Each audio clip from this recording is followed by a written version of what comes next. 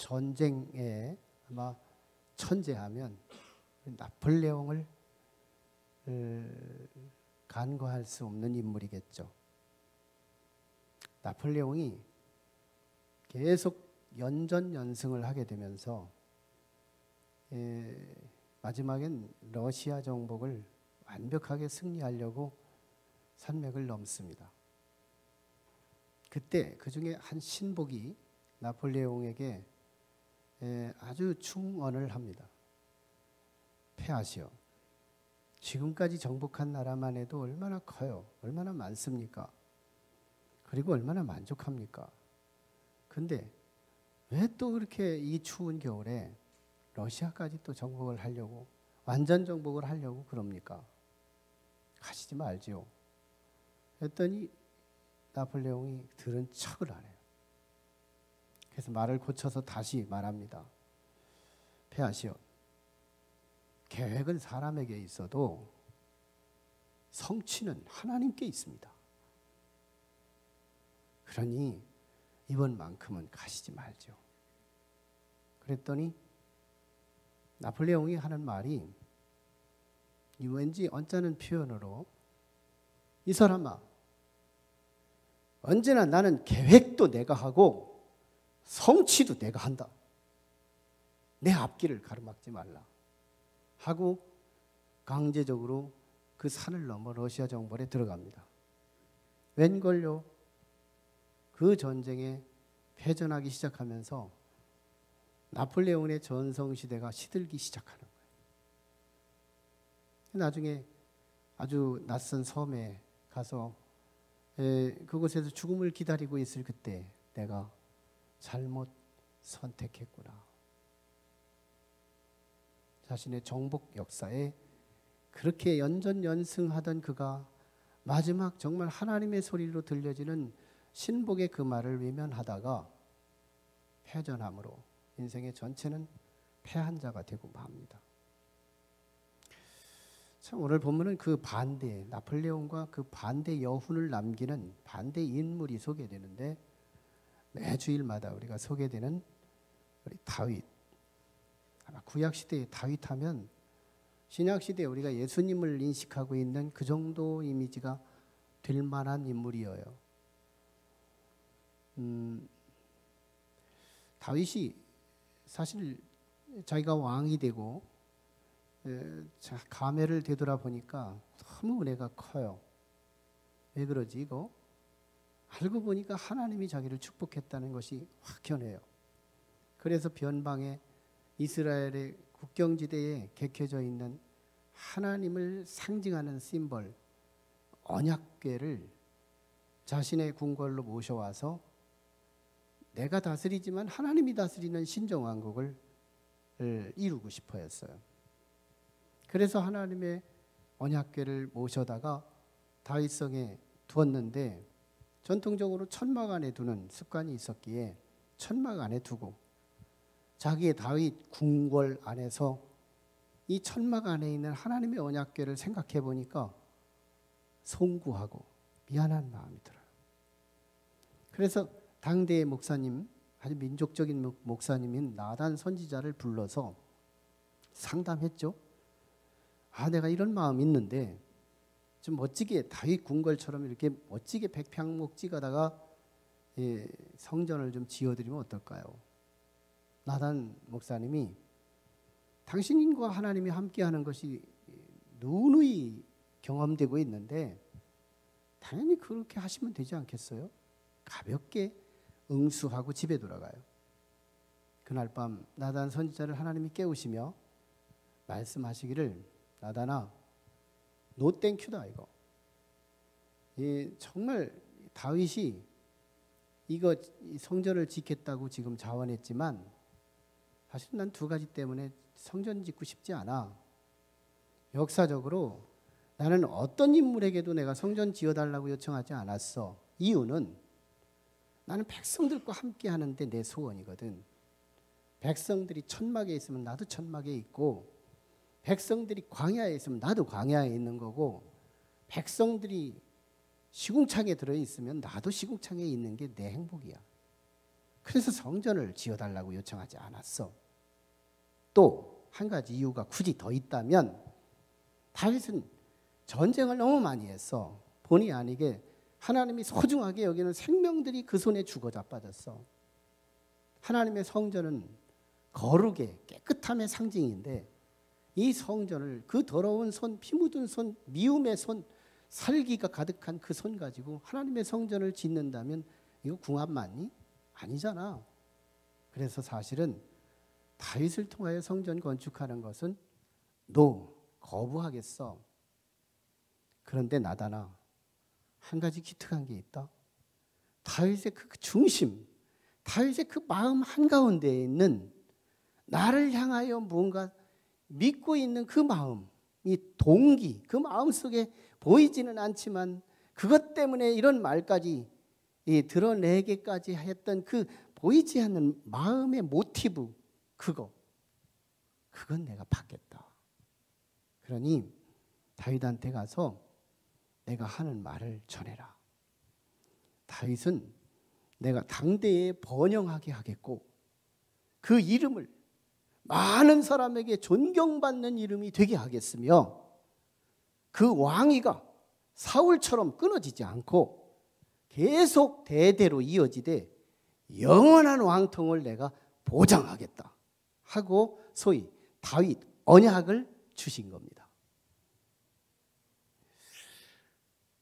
이런 약속을 주시면서 만약 이 다윗 언약을 약속을 실행이라도 하듯이 오늘 본문 사무엘하 8장 1절로 14절은 그 약속을 말이 떨어지자마자 마치 실천이라도 하듯이 검증이라도 하듯이 오늘 본문은 다윗이 전쟁하는 기사마다 사건마다 각 국면마다 어디로 가든지 다윗은 승기를 잡았더라.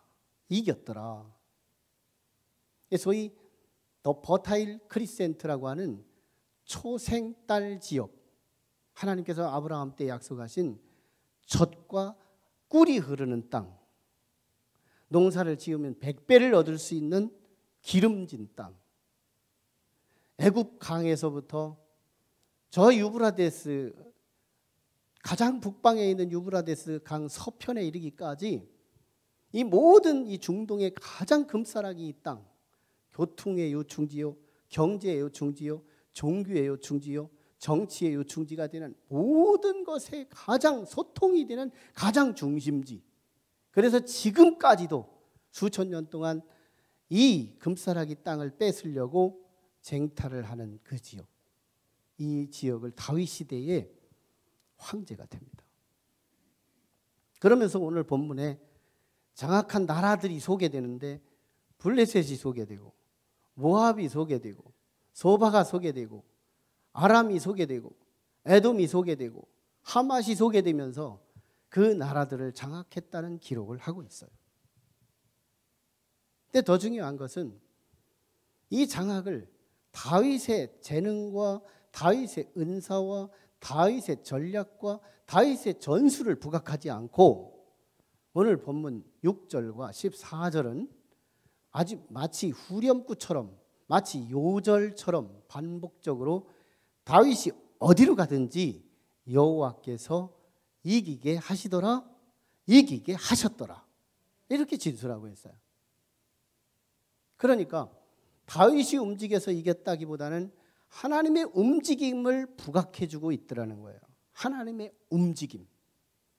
다윗의 병사가 돼서 다윗의 용사가 돼서 다윗을 위해서 띄워주시는 하나님의 활동, 하나님의 역사. 저는 이 신년벽두에 우리 성도들의 사업장에서, 우리 성도들의 직장에서, 우리 성도들의 자녀들에게서, 우리 성도들의 삶의 현장에서 하나님의 움직임을 기대하고 오늘 이 말씀을 함께 묵상하고 증거하고 있는 거예요. 다윗의 전쟁의 한 필드에 하나님의 움직임이 돋보이는 현장, 오늘 이 본문이 그 말씀인 거예요. 문제가 있어요. 하나님은 공의로우셔서 모든 인류의 하나님이시고 나를 창조하신 분이 너를 창조하셨고 실제는 우리 모두를 창조하지 않은 분이 없어요. 우리 어머니 뱃속에서 창조하셨고 거슬러 올라가면 아담과 하와를 창조하셔서 인류 전체는 하나님으로 말미암지 않은 영혼이 아무도 없어요. 그렇다면 하나님의 작품이에요. 그분은 공의로우셔서 누구 편을 들고 누구 편을 들지 않고 하실 수 없는 분이신데 때로는 하나님이 누구의 하나님으로만 역사하시는 것처럼 그분의 편이 되시고 그분을 위해서 사역하시고 그분을 위해서 역사하시고 기적을 베푸시는 그 하나님이 우리의 하나님이세요. 왜? 어떤 사람을 향하여서 하나님이 움직일까? 어떤 사람을 위해서 나의 하나님으로 역사하실까? 이유가 두 가지예요. 우리 마음속에 아주 신령한 두 가지를 품어야, 내 속에 신령한 두 가지가 있어야 아버지는 그것과 나 사이에 교감을 이루시고 그걸 믿음이라고 평가하시면서 그거 믿음 때문에 움직이시는 살아계신 하나님을 우리가 만날 수 있어야 한다는 거예요. 다윗에게 신령한 두 가지가 있었어요. 첫째는 다윗에게 언약을 품고 있었어요. 다윗은 언약을 품고 있는 거예요. 여러분, 이 언약이, 내가 하나님의 언약이 우리에게 전달되면 오늘 우리는 품는 습관이 필요한 거예요. 내 귀로 언약이 들려지거든 이 언약을 가슴에 품는 그런 습관, 거룩한 습관, 이게 얼마나 우리 앞에 필요한지 몰라요. 지금도 언약의 시간이에요. 하나님의 약속이 던져지는 이 시간에 여러분, 우리 가슴 속에 비판하지 말고, 여러분 죄지라고 하는 거 아니니까 비판하지 말고 다윗처럼 가슴에 딱 품어버리는 신령함을 품는 저와 여러분 됐으면 좋겠어요. 언약을 품어요. 이 언약은 이중적이에요. 언제나 이중적으로 다가와요. 다윗 시대를 중심으로 다윗에게 선포된 언약은 무려 과거로 1100년으로 거슬러 올라가서 아브라함한테 약속하신 언약이 있어요. 그것이 창세기 15장 18절이에요. 창세기 15장 18절에 아브라함한테 내가 애굽강에서부터 유브라데 강까지 너의 자손에게 주겠다. 너의 자식들에게 주겠다. 자손 중에 하나에게 주겠다. 이렇게 약속하신 거예요. 그런데 역사 속에 아브라함 이후부터 하나님은 한 사람 한 사람을 지켜보고 있는 거예요. 하나님의 동궁을 키워서 아브라함의 아들, 아브라함의 손자, 아브라함의 정손자, 아브라함의 고손자 막 하면서 계속 내려가면서 그 자손 중에 이 약속의 주인공을 찾고 있는 거예요. 누가 이 약속을 품나? 누가 이 약속을 가슴에 담나? 누가 이 약속을 가지고 살아가나? 이 약속을 의지하고 살고 이 약속을 실천하고 살고 이 약속을 순종하며 살 수 있는 사람이 누굴까? 하고 가는데 세월이 1100년이 흘러요. 그러다가 역사의 한 주인공 다윗이 땅에 도래하면서 다윗은 얼마나 하나님의 신령함에 민첩한 영혼인지 하나님의 말씀을 가슴에 품고 사는 자가 된 거예요. 그러면서 다윗을 하나님이 축복하시는 그 하나님이 전장 사무엘하 7장 21절에서 다윗이 이 하나님의 뜻을, 말씀을 들으면서 하나님의 뜻을 알게 됐다고 고백을 합니다. 내가 이 하나님의 뜻, 하나님께서 나를 축복하시고 내 자손 만대에 하나님이 번영하겠다고 하는 이 약속을 내가 이제 알게 됐다라고 말씀을 하고 있어요. 그러니까 다윗의 가슴에는 하나님의 뜻, 하나님의 언약을 알고 있는 것을 증명하고 있는 거예요. 이로써 하나님은 다윗을 위해서 활동하시고 역사하시고 싸워주시고 그래서 어디로 가든지 이기게 하셨더라. 얼마나 중요한 기사면 한 이 패러그래프 안에 두 요절이 있어요. 동일한 문구가 있느냐 이 말이에요. 이것은 오늘 우리에게도 동일해요. 모든 사람에게 하나님은 공평하시니까요. 2000년 전에 우리 예수님은 사도행전 1장 8절에서 오직 성령이 너희에게 임하시면 너희가 권능을 받고 예루살렘과 유대와 사마리아와 땅끝까지 이르러 내 증인이 되리라.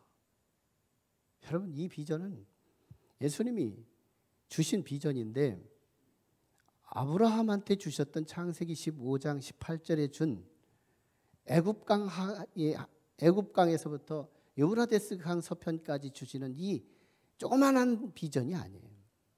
다윗에게 주었던 이 작은 비전보다 오늘 예수님께서 우리 제자들 이하에 우리 여기까지 우리에게 주시는 이 비전은 2000년 전에 주신 이 비전, 2000년 동안 이 비전은 전승되어 성경을 통하여 주의 종들을 통하여 이 비전은 선포되고 들을 자들에게 선포하고 있는 거예요.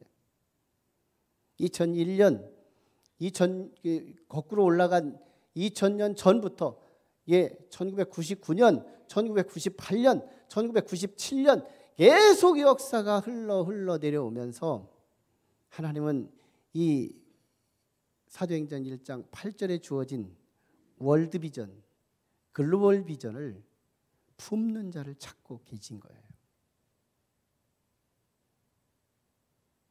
오늘 우리는 그 비전을 다윗처럼 아주 찐덕이처럼 이걸 빨아들이고 진공청소기처럼 이 약속을 내 것이라고 품을 수 있는 사람을 지금 찾고 계신 거예요.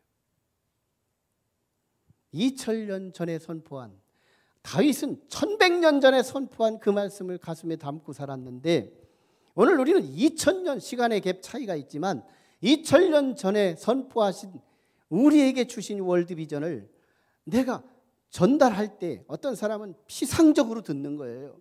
저건 내가 수없이 들었던 말, 수없이 읽었던 말, 그래서 저건 듣기 좋으라고 한 말이지 나하고는 상관이 없는 말 하면서 자꾸자꾸 문빗장을 잠그는 그런 청자들이 수없이 많은 거예요. 그래서 이 언약은 사람을 비키고 또 비키고 다음 세대로 흘러 2000년째 되는 오늘 이 시간에 오늘 우리에게 높은 뜻 교회 우리 성도들에게 지금 또한 지금 선포되고 있는 2000년 전에 선포하신 그 말씀이 이제 다시 오늘 우리에게 선포되는 지금의 언약이 오늘 우리가 받아들이고 신령한 약속을 품는 거룩한 시간이 되어야 한다는 겁니다. 이 약속을 품고 우리는 이제는 직장에 들어가서 직장 선교사의 목적으로 가야 되는 거예요. 우리 그리스도인이 진정으로 살아있는 그리스도인이라면, 리얼 크리스찬, 정말 예수 믿는 성도라면 직장은 그렇게 다니면 안 되는 거예요. 정말 우리가 참 그리스도인이라면, 정말 성령이 함께 하시는 성도들이라면 오늘 우리 사업은 그렇게 하면 안 되는 거예요. 최소한 우리의 직장은 나는 직장 선교사로서의 마음을 가지고 사마리아와 땅끝까지 이르러 내 증인이 되라고 하신 주님의 말씀이 내 가슴에 신비에 새겨져서 난 직장에 가서 그리스도의 영향을 비춰주고 믿지 않는 자와 믿는 자의 차별화를 직장에서 이루어가는 거예요. 저는 직장에 들어가자마자 예수 증거하라는 사람들 어리석다고 보는 거예요. 우리는 직장에 들어가서 당장 예수 믿으세요, 당장 당신의 종교를 때려치고 예수만 믿으세요, 이렇게 하는 사람처럼 어리석은 사람이 없어요. 어느 누구든지 예수 그리스도를 성숙하게 믿는다면 가서 예수 한마디 전하지 않으면서도 내 발끝에서 예수의 향기를 드러내고 내 손끝으로 예수를 증거하고 내 몸으로, 내 호주머니로 예수의 향기를 드러내는 삶이 최소한의 5년, 10년은 지나간 뒤에 비로소 내 입에서 말이 나올 때 예수가 나올 수 있어야 되지 않겠어요? 다이렉트도 내가 성화도 되지 않았고 내가 예수 그리스도와 어떤 링크도 이루어지지 않은 그 상태에서 예수를 말하니까 오히려 세상에 짓밟힘을 당하고 세상에 비난을 당하는 주인공이 되고 말잖아요. 그래서 그 핍박이 두렵고 그 핍박의 상처 때문에 나는 다시는 전도하지 않겠다, 내 밥 먹고 왜 이런 비굴함을 당하느냐고 우리는 엉뚱한 회개를 하고 있는 거잖아요. 우리의 진정한 직장 선교사의 목적을 가지고 단순히 월급만 타기 위해서, 단순히 우리 식구들 먹여 살리기만 하기 위해서 직장 간다고 한다면 우리는 정말 살아있는 그리스도인이 못 되는 거예요.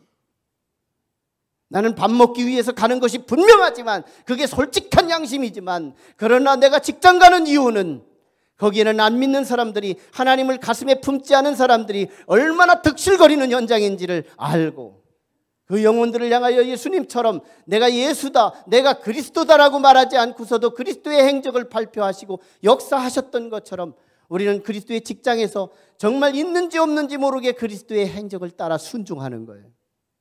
섬기고 빛을 드러내고 맛이 나게 하고, 내가 있음으로 그 공동체가 활력이 돋고. 말하지 말아요. 예수는 언급도 하지 말아요. 거기서 예수님을 닮은 실천의 현장, 나는 보이지 않는 무언의 선교사, 나는 이 선교사의 마음을 가지고 나는 정말 직장 선교사로 이 직장에 왔다라고 하며 사도행전 1장 8절의 마음의 비전을 가슴에 품고 그곳에서 예수의 향기를 드러내려고 실천하는 직장 선교사가 될 수 있다면, 그리고 그 사업장이 정말 내가 이 시대에 내 사업장을 열어놓고 그것이 그 주변에 찾아오는 많은 고객들을, 안 믿는 그 사람들이 득실거리는 그 현장에 어떤 누가 찾아오더라도 이 현장에 찾아오는 모든 이에게는 선교의 센터로서 어떤 모습이든지 정말 그리스도의 빛 조각을 드러내고 소금의 한 톨의 영향을 미치고자 하는 그 선교적인 월드 비전을 가지고 역사할 수 있다면, 오늘 우리는 그 사업장 장악할 수 있게 될 것을 믿어요. 그 직장을 장악할 수 있을 것을 믿습니다.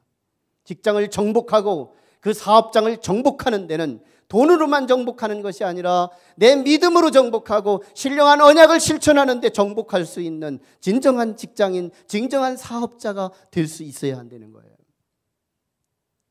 여러분, 정말 우리에게 그 비전을 이 시대에 또 계속 흘러가고 있어요. 내 시대에 지금 기회가 와서 내게 자꾸 들려지지만 나하고는 상관없다고 간과하고 스쳐가는 그 복음이 이제는 나하고 상관이 없는, 혈육의 관계도 없는 이웃의 자녀들이 그 속에 지금 기회를 받고 있는 이 시점에 기회를 붙드는 저와 여러분이 됐으면 좋겠어요.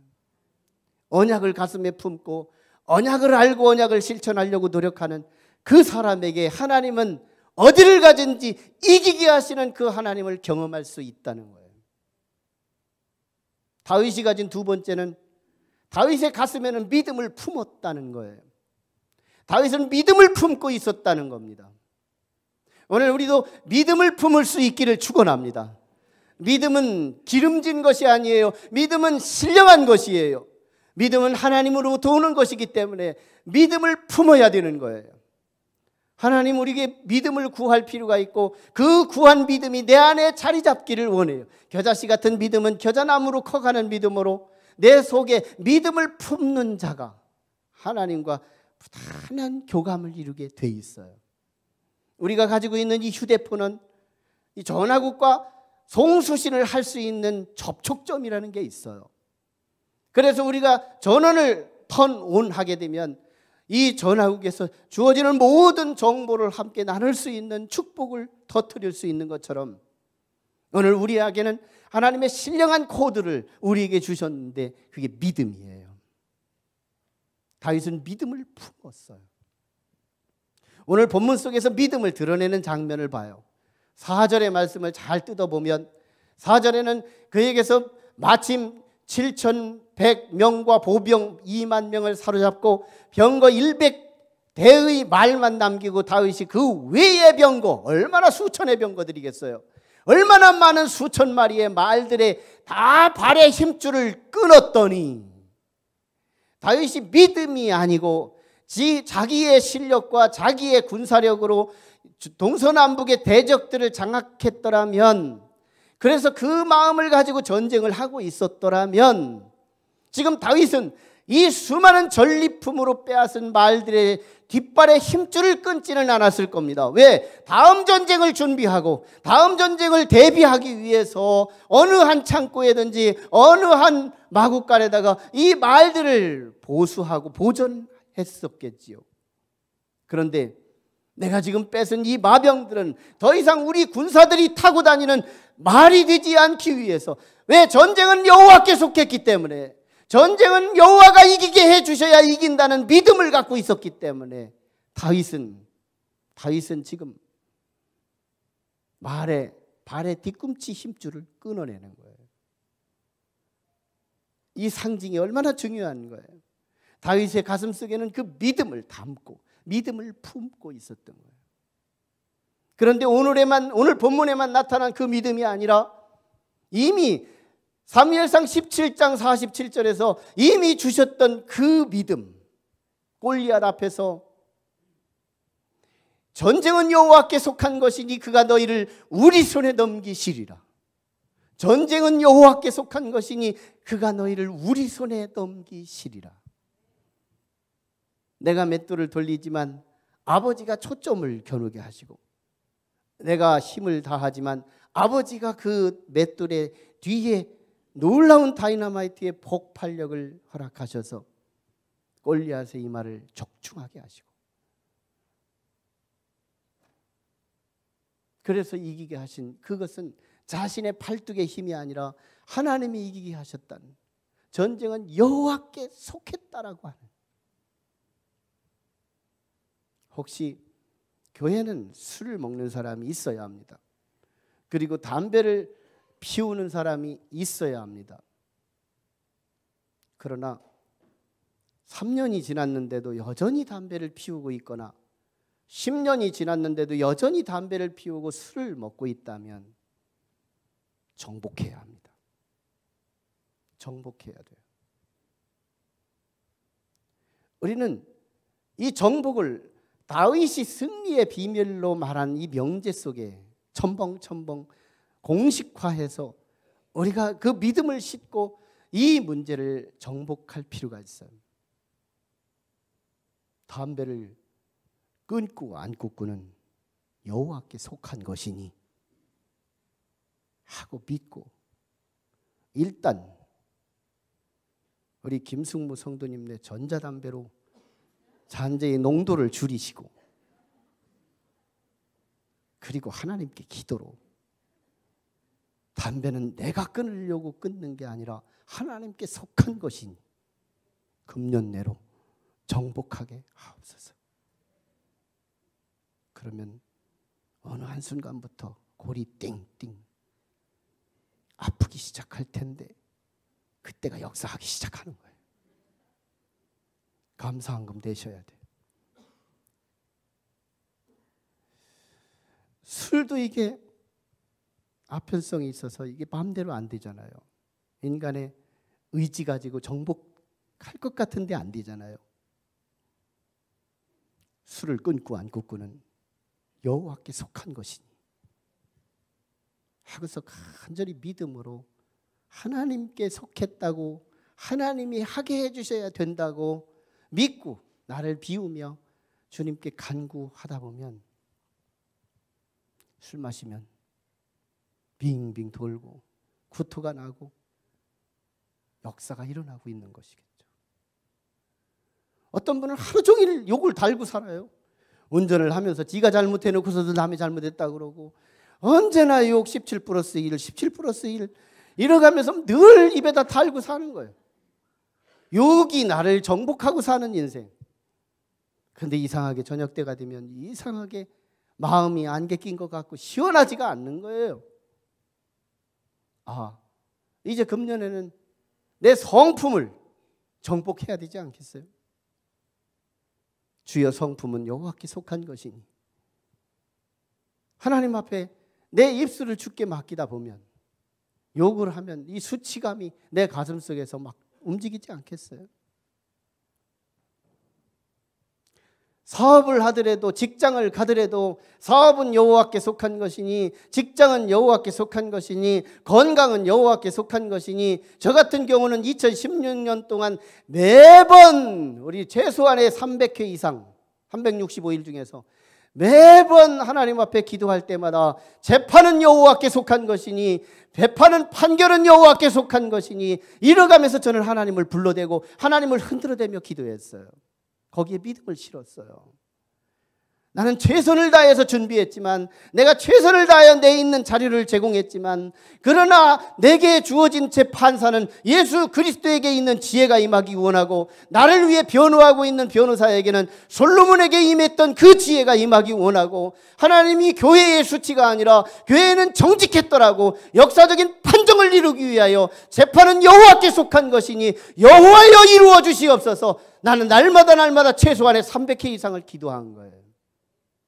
이기게 하시잖아요.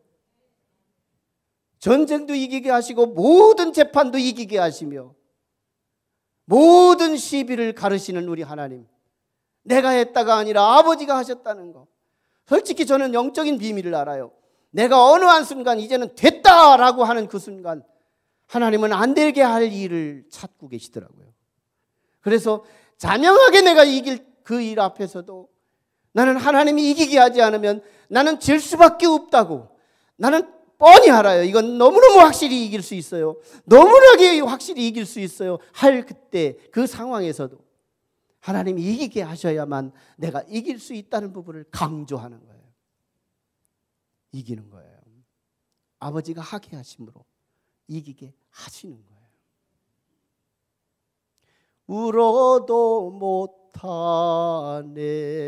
눈물 많이 같이 흘려도 겁을 없게 못하고, 죄를 씻지 못하니 울어도 못하네. 십자가에 달려서 예수 고난 당했네. 나를 구원하시리 예수밖에 없네. 힘써도 못하네, 참아도 못하네. 믿으면 하겠네. 주 예수만 믿어서 근혜를 힘입고 오직 주께 나가면 영원 삶을 얻네. 십자가에 달려서 예수 고난 당했네. 나를 원하시리 예수밖에 없네. 아멘. 예수밖에 없다. 이게 믿음이에요. 여러분, 다윗은 이 믿음 때문에 하나님께서 움직여 주시는 거예요. 믿음으로. 우리 금년에는 우리 한번 우리 마음속에 담아야 돼요. 하나님의 약속이 오거든 빨리빨리 담고, 그리고 하나님 그분에게서 우리는 답이 있다는 것을 알고 하나님을 바라보고 하나님을 바라보는 믿음으로 오늘 우리의 믿음을 설정해야 돼요. 오늘 본문의 6절과 14절의 공통인수가 다윗이 어디로 가든지 여호와께서 이기게 하셨더라. 여기서 다윗의 믿음의 참 칼날을 볼 수가 있어요. 다윗은 적진의 병사의 수에 집중하지 않아요. 다윗은 적진이 갖고 있는 칼을 집중하지 않아요. 다윗의 시선은 적진의 수요, 적진의 무기, 적진의 마병 이런 거에 시선을 두지 않아요. 다윗의 시선은 여호와 하나님께 두고 있어요. 하나님을 바라보고 있는 거예요. 하나님을 바라보고 있는 거, 이게 믿음이에요. 적어도 오늘 우리는 모양은 다 그걸 취하고 있어요. 이곳에 오신 것은 하나님을 바라보기 때문에 온 거거든요. 자원에서 오신 분, 억지로 오신 분, 올 수밖에 없어서 오신 분, 다양한 분의 동기가 다르겠지만 지금 우리의 이 시간만큼은 적어도 하나님을 바라보는 이 시간이에요. 이거 퀄리티를 장악하라. 내 내용을 장악하라. 모양은 이미 됐지만 이제 내용은 내 것이다. 내가 장악해야 되는 거예요. 내 내면 속에 흐르는 정말 하나님을 바라보는 영적인 시선을 우리 정복해야 옳은 거예요. 고양이라는 동물은 이렇게 쓰다듬으면 점점 몸을 낮춘대요. 좋아서. 주인이 내 코드를 안 해? 이러고서 막 자꾸 낮춘대요. 그리고 넘어지기도 하고. 그런데 이 고양이가 쓰다듬는 걸 반대로 털을 세워가면서 막 반대로 쓸어 올리면 이 고양이가 막 성질을 내면서 다리를 들고 일어나고 더 성질나면 막 발톱을 끄집어내서 막 핥혀버린다는 거예요. 난 들은 얘기라 몰라요. 예, 여러분 고양이 있거든 가서 실험해보세요. 역으로 쓸으면 이 고양이가 핥히는데 가끔씩 하나님은 오늘 우리는 역으로 쓸어줄 때가 있대요. 그래서 우리는 하나님을 믿으면서 기도를 했는데 하나님 안 들어주시는 거예요. 하나님 왜 나를 이렇게 역으로 쓸어서 나를 이렇게 아프게 하는 거예요? 내게 왜 이렇게 응답이 없는 거예요? 우리 하나님 너무너무 하시는 거예요. 이러고서 하나님께 원망하는 비슷한 이 탄성을 하나님께 올리는 거예요. 그때 하나님이 이렇게 대답하세요. 네가 반대로 누워. 내가 너를 바르게 쓰다듬어 주려고 하는데 네가 뒤집어졌잖아. 하나님을 향하여 바르게만 누워있기만 해도 아버지의 손짓이 움직이기만 하면 바르게 쓰다듬어 줌으로 내 삶이 평안이 오고 내 삶에 온유가 오고 내 삶에 샬롬이 오지 않겠느냐 이 말이에요. 하나님을 바라보는데 역사가 있어요. 참 놀라워요. 저는 정말 믿음을 갖고 있다는 게 얼마나 자랑스럽고 목사여서가 아니라 밥 먹고 살기 위해서가 아니고 정말 내가 믿는 이 하나님이 얼마나 자랑스럽고 얼마나 값어치가 있고 얼마나 그 하나님과 내가 끌어안고 싶은지. 내가 기도할 때 어떤 기도를 하는지 아세요? 어떤 성도가 오더라도 나보다 믿음은 앞서지 못하게 해달라고. 하나님 내가 최고의 믿음이 되게 해달라고. 나는 여러분들과 이런 경쟁력을 가지고 기도하고 있는지 알아요? 여러분들도 그런 기도 좀 하세요. 나는 목사님보다 위에 갈 수 있는 믿음 달라고. 우리 그런 영적 전쟁을 한다면 얼마나 좋아요. 믿음, 하나님을 바라보는 이 믿음. 세계 역사 속에서 아주 기적적인 근대사에 일어난 전쟁사 중에 하나가 이스라엘과 아랍 간에 일어난 6.1 전쟁입니다. 이 전쟁에 나오는 이 데이터들은 참 여러 데이터들이 나와서 어떤 게 정말인지 모르겠지만 최소한의 2배 이상, 병사로는 때로는 400만에다가 1억 군사와의 대비 속에서 전쟁을 치렀다고 해요. 800대의 탱크와 3,000의 탱크 사이에 이 4개의 아랍 국가의 연합이 이스라엘을 한 나라를 침투해 온 겁니다. 그때 이스라엘은 너무너무 작은 병력 가지고 그 어마어마한 모래알 같은 그 병사들을 향하여서 선전포고를 하면서 너희들은 얼마 가지 않아 초토화가 될 것이다 라고 말합니다. 우리에게는 놀라운 신무기가 함께하고 있기 때문에. 그때 미국이나 세계적인 정보국가들이 그리고 또 아랍 국가의 스파이들이 활동하면서 이스라엘 진영에 도대체 무슨 핵무기가 있기에 무슨 무기가 있기에 저렇게 호언장담하느냐라고 하자 이스라엘 진영으로 침투해 들어가요. 그래서 사람들에게 입소문으로 묻기도 하고 군사 정보의 기밀을 막 이렇게 비밀을 알아내기도 하면서 결국은 그들이 와서 아무것도 건지지 못했다는 것을 보고받아요. 아랍국가연합은 이스라엘은 헛소리한 거다. 우리에게 겁을 주기 위해서 한 그저 유언비어일 뿐이다라고 말하며 전쟁을 일으킵니다. 그런데 웬걸요? 하루, 이틀, 3일, 4일, 5일, 6일째 되는 날 아랍국가연합은 초토화되고 말아요. 3,000의 비행기, 탱크들이 움직이지를 못합니다. 그리고 그 병사들이 몇십만의 병사들이 다 죽어 자빠지고 마는 거예요. 이스라엘은 800명밖에는 죽지 않았어요. 작은 소수의 병력이 죽음을 당하고 그 어마어마한 적진들이 수십만이 죽게 되면서 비행기가 뜰 수 없는 일기 조건을 이루고 탱크가 어디로 가야 할지를 모르고 있는 이런 어마어마한 무기가 무용지물이 되어버리게 만들게 되면서 이 전쟁에서 6.1 전쟁으로, 이건 세계사적 기록이잖아요. 객관적인 정보잖아요. 근대사에 일어난 1967년도에 일어난 이 근대사에 일어난 전쟁의 역사. 그래서 다시 많은 이 선진의 정부 국가들은 어떻게 해서 이스라엘이 정말 그렇게 말대로 이루어질 수 있었느냐를 조사합니다. 그때 이스라엘의 핵무기 3가지가 발견돼요. 유일신 신앙, 국론 통일, 그리고 우리 공중 장악. 그 소수의 병력을 가지고 이스라엘 군사들은 국론이 통일된 거예요. 오직 여호와는 한 분밖에 없다. 저들을 통치하시고 우리를 통치하시는 여호와는 오직 한 분밖에 없다.